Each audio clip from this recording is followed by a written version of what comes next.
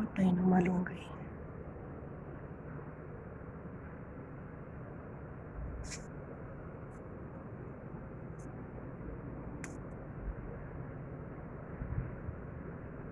So, huling kain ko ay kahapon alas 4.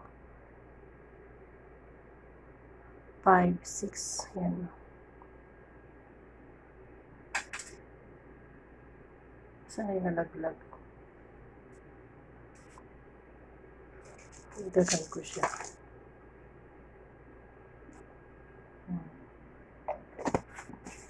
Hugasan ko muna yung aking malunggay. Kasama ko yung tangkay.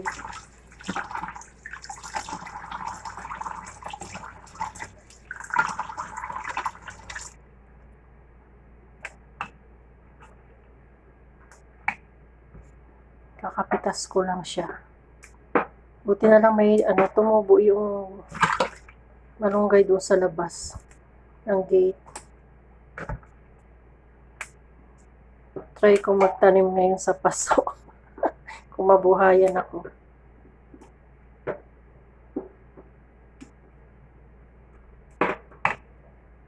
Sasama ko yung tangkay. Mamaya ko nahiwain.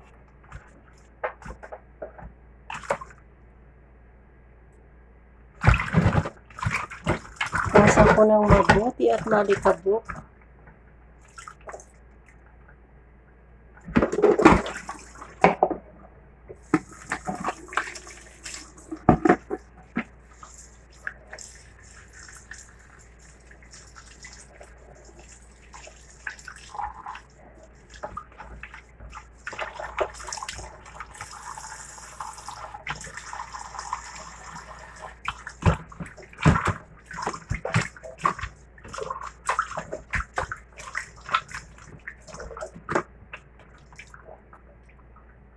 Pakukulang ko siya ng 5 minutes. So, pakuluin ko muna yung tubig bago ko siya ilagay para mabilis siyang kumulo.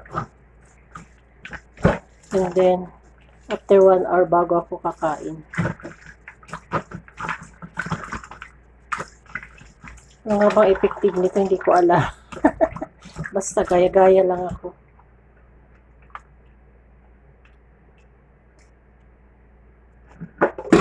Gaya lang ako sa kanila dito. Mahilig mag-inom ng mga dahon-dahon, buto-buto.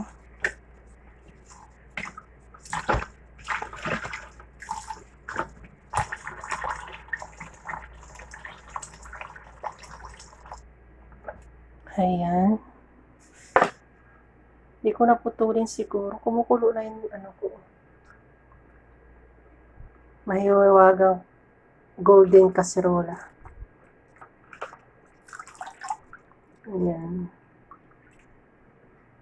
Maganda yung kumukulo na yung tubig niya para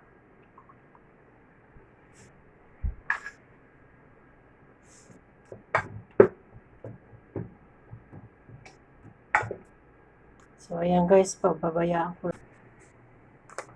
Ang menu ko for today ay macaroni oven. Mag-oven ako ng macaroni. Itong ilagay ko. Tama na to. Ay, na-over na ata. Nalagyan ko siya ng lemon. Parang gusto kong kainin yung dahon ng malunggay.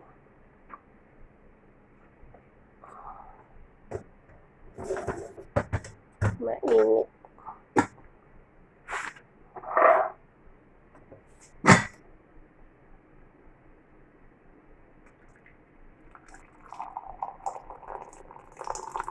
Parang siya, urine.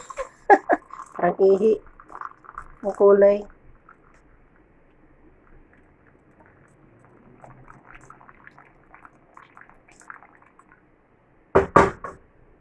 Yan ba yun? Ito na ang aking malunggay tea. Guys, ang ating malunggay tea. Bakit ganyan yung kulay niya? Ang ganda ng kulay, yellow.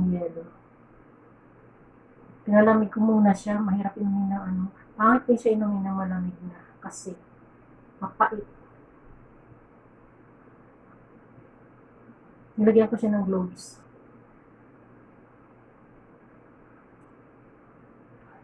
Ang gani rin. Ganda raw kasi ito eh.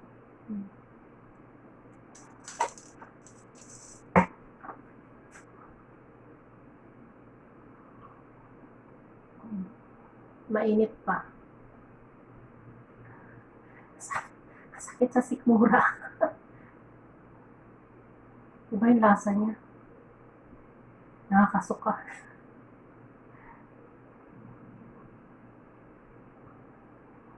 So, yan guys. Mamaya ko pa ito maubos. Kasi hindi ko naman siya mainom na bigla. So, salamat.